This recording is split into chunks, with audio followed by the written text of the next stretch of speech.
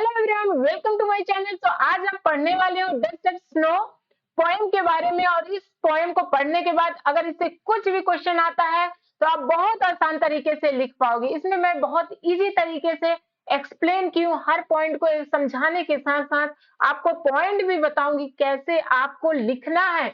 इसलिए अगर क्वेश्चन कुछ भी आता है, चाहे वो पैराग्राफ के बारे में आए, चाहे वो क्वेश्चन आए, चाहे फिलिंग द ब्लैंक आए, आप सभी क्वेश्चन को बेस्ट फॉर्म में परफॉर्म कर पाओगे। तो स्टार्ट करते हैं। और हाँ, स्टार्ट करने से पहले मैं बस रिक्वेस्ट करना चाहती हूँ छोटा सा कि लाइक जरूर बटन दबा दें ताकि हमें भी पता चले आप प्रेजेंट हो, एक्टिव हो। और सब्सक्राइब का बटन जरूर क्लिक कर लें ताकि हर वीडियो जो मैं आसान तरीके से कोई भी वीडियो को बनाने की कोशिश करती हूँ ताकि आपको समझ में आए, वो हर वीडियो आपके पास पहुंचे। तो लेट्स स्टार्ट। तो आज का पोयम है dust of snow.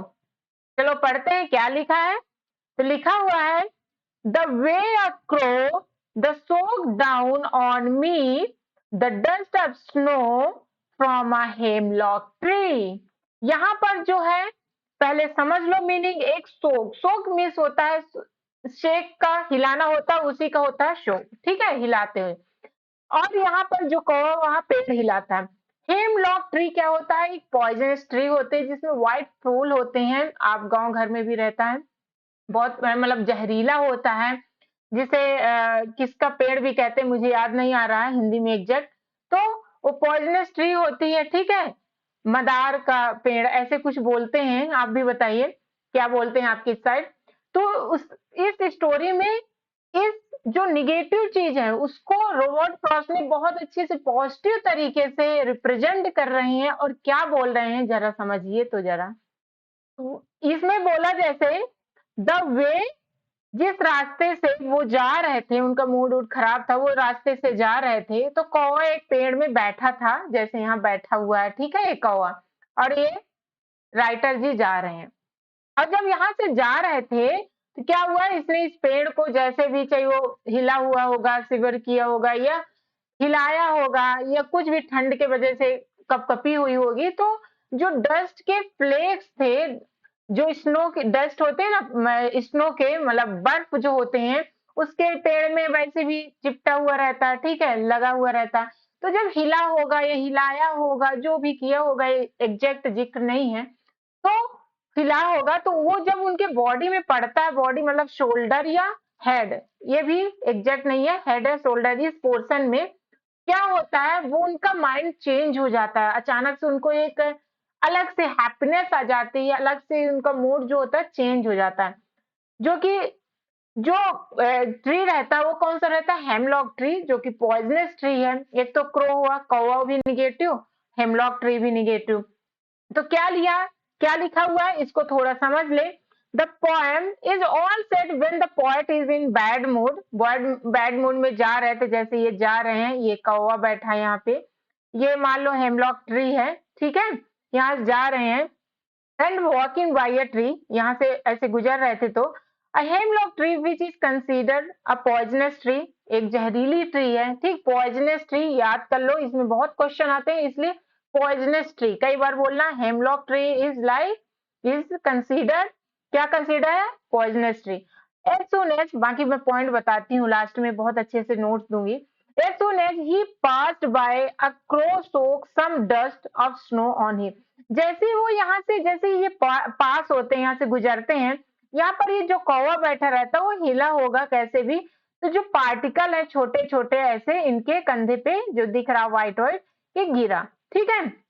It is actually can not be physically जज, मतलब जज नहीं किया गया द क्रो वॉज लैंडिंग, और कि उड़ान भरा, कि शिवरिंग मतलब हिला उला होगा, और वॉज री एडजस्टिंग इटसेल्फ, ये खुद को एडजस्ट करते ना इधर उधर को, ये खुद को मूव किया है, ऐसा कुछ नहीं है, बट उसके वजह से गिरा, ये पता है। Here these two agents of nature are portrayed as the carriers of sadness, ठीक है। तो यहाँ पर दो एजेंट को जो लिया गया है उस चीजों को अब चलो देखते हैं कैसा।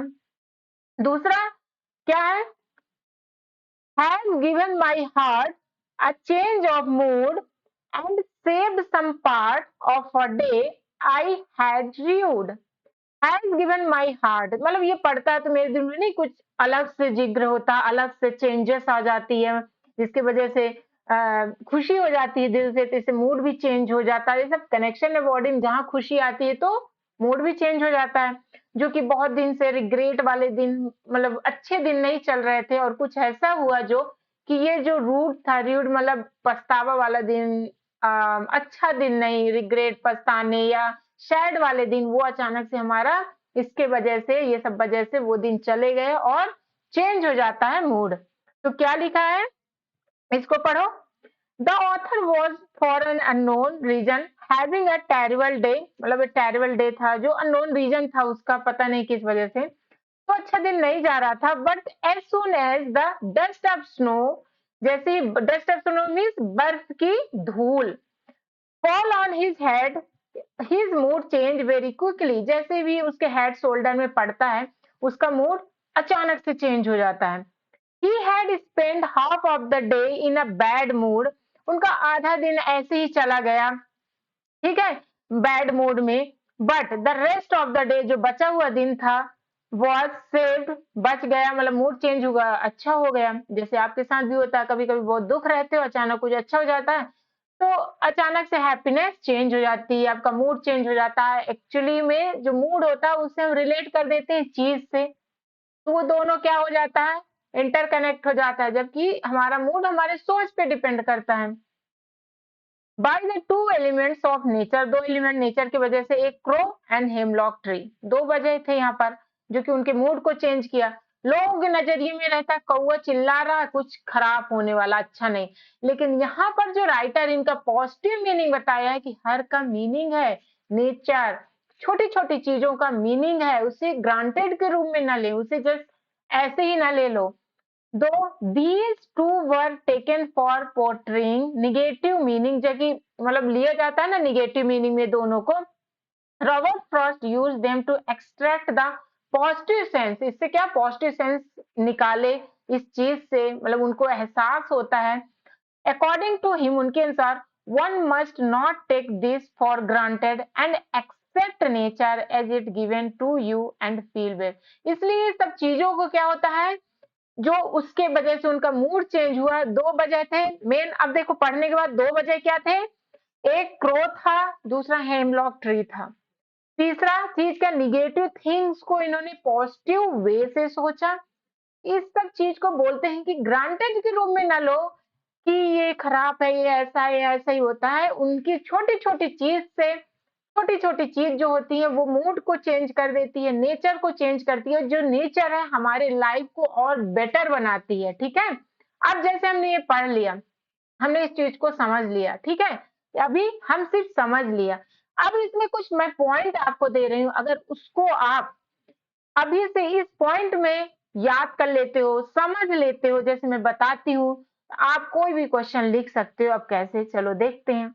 क्विक रिवीजन नोट्स जिसे बोला जाता है, ठीक है। तो इसमें क्या है, पहला point, the poet was sitting under the hemlock tree, इसमें मैं ज्यादा पॉइंट लिख दी हूँ, फिर क्वेश्चन दूंगी तो एग्जैक्ट और पॉइंट रहेगा, सिर्फ क्वेश्चन के पॉइंट और कैसे लिखना है अभी थोड़ी जानो।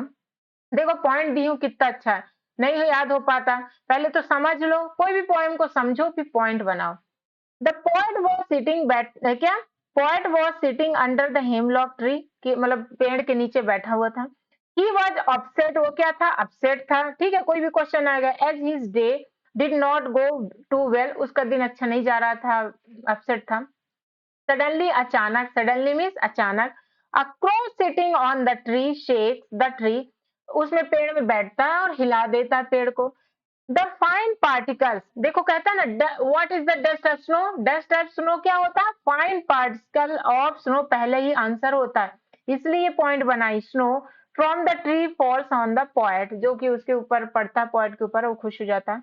The soft and cold touch of snow change the poet's mood from sad to happy, कितना बेस्ट तरीके से, the soft and cold touch, जो सॉफ्ट उसका फ्लेक्स गिरता है बर्फ का, तो उनके मूड को चेंज कर देता है, जो सैड टू मतलब सैड से खुश हो जाते हैं। He starts feeling shoes and refresh, वो फिर अच्छा फील करते हैं, मतलब पॉजिटिव फील करते हैं, रिफ्रेश फील करते हैं। In this way, simple moment proves to be very significant and saves rest of the day of poet from being wasted and held in regret. तो अब देखो कुछ कुछ पॉइंट है जो कि आपको ऐसे छोटा छोटा लिख लेना। आप इस पॉइंट को पढ़े, पूरा थ्योरी नहीं लिखो, ऐसे ही पॉइंट बना लो, ठीक है। जैसे मैंने दे दी, ऐसे आप 5-6 क्वेश्चन से बना लो या इससे बना लो, ठीक है। मान लो क्वेश्चन से जो है, जैसे ये वाला क्वेश्चन पूछा, ये पॉइंट उठा लो। दूसरे क्वेश्चन में मूड वाला पूछा, दूसरा उठा लो।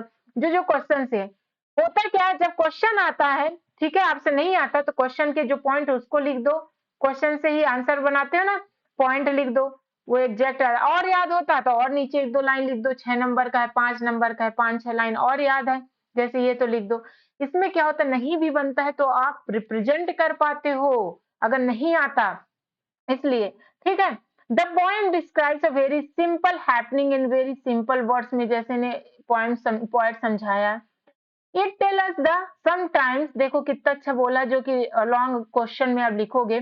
Small incident may prove to be of a larger significance, जैसे समटाइम्स छोटी छोटी जो चीजें होते हैं, इंसिडेंट्स होते हैं, वो बहुत महत्वपूर्ण बन जाते हैं, सिग्निफिकेंस हो जाते हैं, सिग्निफिकेंट होते हैं। The poet is upset in the beginning, देखो ये क्या है, द पोएट शुरू में क्या थे, बिगिनिंग में अपसेट थे ऑफ द पोएम, पोएम में, but small incident of falling of snow change his mood, था ना, चेंज हिज मूड एक क्वेश्चन है, क्वेश्चन में भी समझाऊंगी, उसमें भी बताऊंगी ताकि हर बच्चा बहुत अच्छे समझे। In the end of the poem, the poet feels relaxed, thankful to the nature for saving his day from being wasted.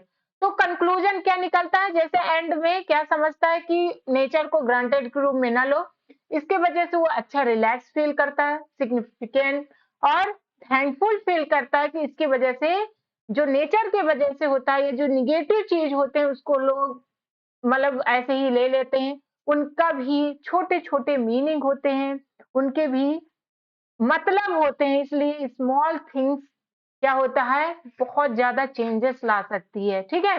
Can change a मोर, ठीक है?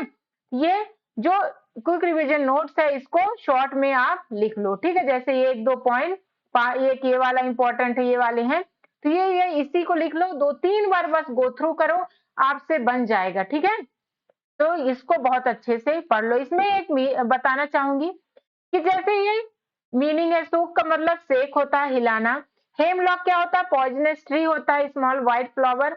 र्यूड मतलब हेल्ड इन रिग्रेट, पछताने या निगेटिव चीज से मतलब समझो, दुख था, अच्छा नहीं था, दिन अच्छा नहीं जाता था, ये सब चीजें का मतलब होता है र्यूड, ठीक है। So thank you for watching. इसके बाद मिलते हैं ऐसे ही क्वेश्चन को बहुत मैं इजी तरीके से आपको समझा के पॉइंट बताऊंगी, और लॉन्ग क्वेश्चन को भी कैसे लिखोगे इसको भी समझाऊंगी। मेरा टारगेट है कि क्वेश्चन को, पोएम को सिंपल तरीके से बताने के साथ साथ कुछ पॉइंट देना, ताकि आप उससे गो थ्रू करो, उसको पढ़ो, तो आप क्वेश्चन किसी भी हाल में लिख कर आओ, छोड़ कर ना आओ, ठीक है। तो थैंक यू फॉर वॉचिंग। एक दोस्त को जरूर शेयर करो, just I am requesting you, एक दोस्त को, ताकि उसका भी फायदा हो, मुझे भी मोटिवेशन मिले कि आप हेल्प करते हो। ओके, तो थैंक यू फॉर वॉचिंग।